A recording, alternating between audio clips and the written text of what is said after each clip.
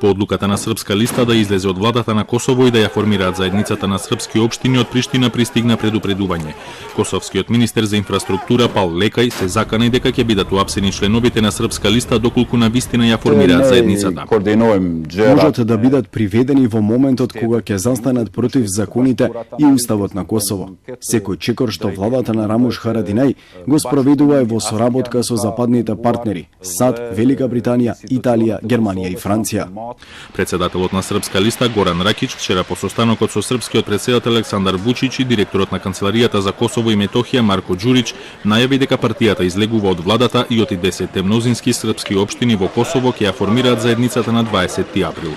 Ѓурич во понеделникот беше уапсен во Косовска Митровица, а потоа протерен од Косово бидејќи според владата илегално влегол во земјата. За време на интервенцијата на специјалните сили на косовската полиција беа повредени 32 лица. На овој начин, всушност беше нападнат еден член на владата на Србија, Марко Ѓурич, кој е директор на Канцеларијата и член на владата на Република Србија. Овој настан го покажа однесувањето и ставот на косовските албанци. Поради инцидентот во Косово, високата представничка на Европската унија за надворешна политика и безбедност Федерика Могерини вчера итно допатува во Белград на средба со Вучич. Могерини изјави дека во иднина не треба да се повторат настаните од понеделникот и од и двете страни треба да бидат посветени на продолжување на дијалогот. И САД и Русија се огласија по повод настаните во Косовска Митровица и повикаа на смирување на страстите и враќање на преговарачкиот процес.